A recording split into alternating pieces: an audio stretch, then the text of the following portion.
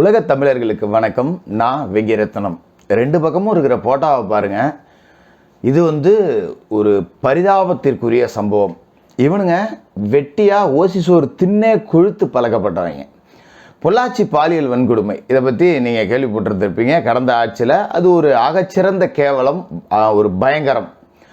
அது பேசப்பட வேண்டியது, விவாதத்திற்கு உட்பட வேண்டியது. அதில் எந்த மாற்றமும் இல்லை.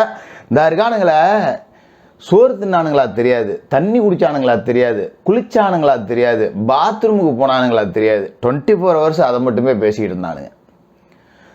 திட்டமிட்டு ஒரு பெரிய சம்பவமே நடந்துருச்சு அப்படிங்கிற மாதிரி அரசை குறை சொல்லணும் அப்படிங்கிறதுக்காகவே பேசிக்கிட்டு இருந்தானுங்க. ரைட் விடு, அது பேசப்பட வேண்டியது தான். இன்னைக்கு இந்த சம்பவம் நடந்து கிட்டத்தட்ட 3 மாதத்துக்கு மேலே ஆகுது. எவனாவது வாயை திறந்துருக்கானா அப்படின்னா திறக்கவே இல்லை.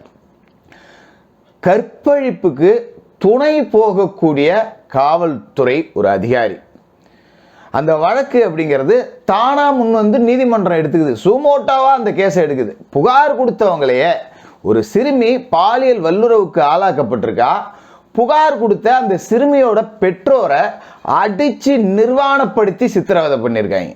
இவனுங்கெல்லாம் பேசியிருக்கானுங்களான்னா இல்லை. இந்த சம்பவம் நடந்து 3 மாதம் ஆகிப்போச்சு. பெருசாக யாருமே பேசலை. அந்த சம்பவம் நடந்தப்ப நாம் பேசியிருந்தோம். இன்னைக்கு அதை விட ஆகச்சிறந்த கேவலங்கள் அப்படிங்கிறது நடந்துகிட்டு இருக்கு. என்ன அப்படிங்கிறத நம்ம ரொம்ப விரிவாக பார்க்கணும். இந்த சிறுமிக்கு நியாயம் கிடைச்சிடவே கூடாது அப்படிங்கிற மாதிரி தமிழ்நாடு அரசும் இதுக்கு துணை போகுது அப்படிங்கிறது கேவலத்தோட உச்சம். கேட்டால் திராவிடியன் ஸ்டாக் அப்படிம்பானுங்க. என்ன நடந்துச்சு அப்படின்னு பார்த்துருவோம். சென்னை அண்ணா நகர், தமிழ்நாட்டோட தலைநகரில் நடந்த ஒரு பேரவலம் இது. ஒரு 10 வயது சிறுமியை 31 வயது நாய் ஒன்று பாலியல் வன்கொடுமை தொடர்ச்சியாக செஞ்சிருக்கு. அந்த சிறுமி கடுமையான வயிற்று வலி அப்படின்னு சொல்லிட்டு மருத்துவமனைக்கு போகும்போது தான் அந்த சிறுமி சிதைக்கப்பட்ட விவரமே அந்த குடும்பத்துக்கே தெரிய வந்திருக்கு. அதன் பிறகு அந்த சிறுமியோட பெற்றோர் காவல் நிலையத்தில் போய் புகார் கொடுத்துருக்காங்க. நடவடிக்கை எடுக்கப்படலை. மாறா அதன் பிறகு இந்த சிறுமியோட பெற்றோர் வாக்குமூலம் அப்படிங்கிறத கொடுத்து அது சில மீடியாக்களில், குறிப்பாக மாரிதாஸ் மாதிரியான நபர்கள் அதை வெளியிட்டாங்க. அப்படிங்கிறதால மாரிதாஸ் மேலே வழக்கு பதிவு செய்யப்படுது. இந்த வீடியோ வெளியான உடனே சம்பந்தப்பட்ட அந்த சிறுமியோட பெற்றோர்களை அழைச்சி அண்ணாநகர் காவல்துறை ஆய்வாளராக இருக்கக்கூடிய ஒரு பெண் அதிகாரி, ஆண் கூட இல்லை, பெண் அதிகாரி, அந்த சம்பந்தப்பட்ட குடும்பத்தினரை அடித்து நிர்வாணப்படுத்தி சித்திரவதை பண்ணியிருக்காங்க. இது எல்லாம் வெளியில் தெரிஞ்ச பிறகு நீதிமன்றம் கொதித்து எழுந்து தானாக இந்த வழக்கை பதிவு செஞ்சது. சுமோட்டோ கேஸ் ஆச்சு.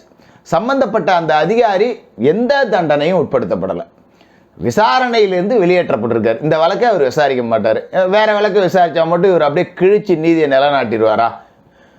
டிஸ்மிஸ் பண்ணியிருக்கணும். சஸ்பெண்ட் கூட பண்ணக்கூடாது. இந்த மாதிரி ஆளுங்கள்லாம் டிஸ்மிஸ் பண்ணணும். போக்சோ அப்படிங்கிறது எதுக்கு ஒரு சட்டம் கொண்டு வரப்பட்டது? பாலியல் வல்லுறவுக்கு ஆளாகக்கூடிய சிறுமிகள் அவர்களுக்காக கொண்டு வரப்பட்ட சட்டம். அதையே கையில் எடுத்து பண்ண துப்பு இல்லை. மாறா புகார் கொடுத்தவங்களே அடித்து சித்திரவதை பண்ணுறேன்னா இந்த அதிகாரியெல்லாம் டிஸ்மிஸ் பண்ணுறதோட விட்டுருக்கக்கூடாது, வழக்கு போட்டு உள்ளே பிடிச்சி போட்டிருக்கணும். இந்த மாதிரி அதிகாரிகள் தேவையா? ஆனால் அவருக்கு கொடுக்கப்பட்ட தண்டனை என்ன அப்படின்னு பார்த்தீங்கன்னா, சம்பந்தப்பட்ட வழக்கிலேருந்து அவர் விடுவிக்கப்படுறார். இதுதான் தண்டனை. பார்த்துங்க. இவ்வளோ விஷயங்களும் தெரிஞ்சுக்கிட்ட பிறகு இந்த நீதிமன்றம் என்ன சொன்னிச்சுன்னா, இந்த ஸ்டேட்டில், இந்த காவல்துறையில் இந்த வழக்கு நிச்சயமாக நியாயமாக நடக்காது அப்படின்னு நீதிமன்றமாக முன் இந்த வழக்கை சிபிஐக்கு மாற்றுச்சு. சரிதானே? நீதிமன்றம் தானாக முன் சிபிஐக்கு இந்த வழக்கை மாற்றுச்சு கடந்த அக்டோபர் 1ஆம் தேதி. இப்போ இந்த வழக்கு அப்படிங்கிறது தமிழ்நாடு அரசு மேல்முறையீடுக்கு போயிருக்கு. இந்த வழக்கை நீங்கள் சிபிஐக்கு மாற்றினது தப்பு, சிபிஐக்கு மாற்றினதுக்கு இடைக்கால தடை வேணும் அப்படின்னு சொல்லிட்டு தமிழ்நாடு அரசு கேவலத்தோட உச்சமாக மேல்முறையீட்டுக்கு போச்சு. இதுக்கு வாதாடினது யார் தெரியுங்களா? முகுல் ரோஹித்கி, இந்தியாவோட 12வது அட்டர்னி ஜெனரல். ஒரு இயரிங்க்கு 50 லட்ச ரூபா பீஸ் வாங்குறவர். அவர் ஒரு தடவை கோர்ட்டுக்கு வந்துட்டு போனார்னா 50 லட்சம் சம்பளம். சாதாரண ஒரு வழக்கறிஞரை வச்சு வாதாடுறது அப்படிங்கிறது வேற. ஒரு வழக்கில் பாதிக்கப்பட்ட சிறுமி, இத்தனைக்கு ஏழை சிறுமி, அந்த சிறுமியை ஒரு நாய் வன்புணர்வு செஞ்சிருக்கான். நியாயமா அரசாங்கம் இவனை கடுமையாக தண்டிச்சு தூக்கிட்டு மிதிச்சு இந்த ரவுடி பயலுக வலிக்கு விட்டு விழுறானுங்கல்ல, அந்த மாதிரி இவனை வேற இடத்துல வலிக்கு விட்டு விழ வச்சு வேற இடத்த அறுத்து விட்டுருந்தா இவன் சரியா இருந்திருப்பான். இவனெல்லாம் முடிச்சு விட்டு போகணும், ரவுடி பயல்களை என்கவுண்டர் பண்ணுறோம் பாருங்க, அதை கூட எடுத்து பேசுவாங்க. இந்த மாதிரி மிருகங்கள் எல்லாம் என்கவுண்டர் பண்ணால் எவனுமே கேட்க மாட்டாங்க, எல்லாருமே பாராட்டுவாங்க. 10 வயது சிறுமிகிட்ட இந்த நாய்க்கு எவ்வளோ வக்கரம் இருந்தால் இந்த மாதிரி வேலை அப்படிங்கிறத செஞ்சுருப்பான். இவனை காப்பாற்றுறதுக்கு பல நாளாக இவன் கைது செய்யப்படவே படலை. சதீஷ் அவன் பேர். அதுக்கப்புறம் தான் கைது செய்யப்பட்டிருக்கான்.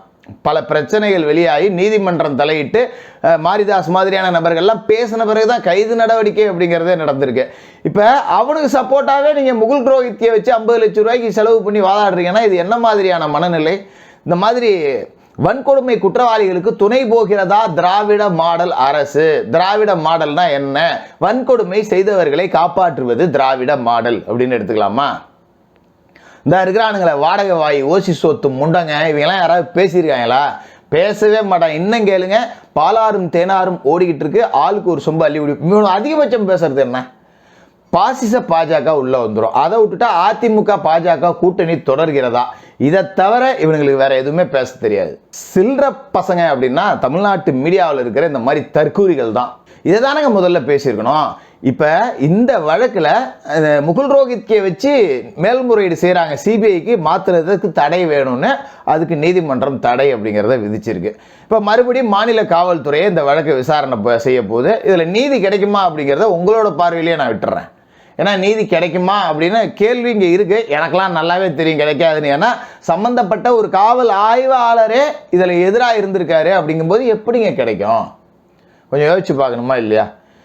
சிபிஐ விசாரணை பண்ணால் பண்ணிட்டு போகிறாங்க. உங்களுக்கு என்ன பிரச்சனை? இதில் மாநில அரசு உங்களால் கைது செஞ்சு நடவடிக்கை எடுக்க முடியல, அவனுக்கு தண்டனை வாங்கி கொடுக்க துப்பு இல்லை, அவங்களால பண்ணிட்டு போகிறாங்க. ஒரு ஏழைபால சிறுமிக்கு நீதி கிடைச்சிட்டு போகுது. இதுக்கு போய் முகுல் ரோஹித்கெல்லாம் கூட்டு வந்து மக்கள் வரி பணத்தை ஏங்க வீணாக்குறீங்க? இதான் திராவிட மாடலா?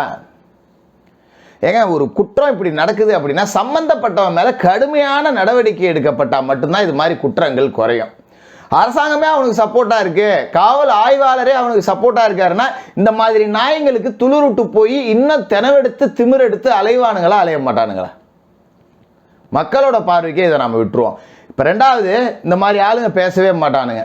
ஏன்னா இவனுங்க எல்லாருமே ஒருத்தன் கூட உழைச்சி சம்பாதிக்கிறதே கிடையாது, எல்லாமே ஓசி சோர்கள் தான். இதை நான் சொல்லலை, நம்ம தமிழக முதலமைச்சர் ஸ்டாலின் அவர்களோட சகோதரர் மகனே சொன்னார். துரைநயா தயாநிதிய வீரமணி உள்ளிட்டவர்கள் எல்லாமே ஓசி சோர்கள் அப்படின்னு.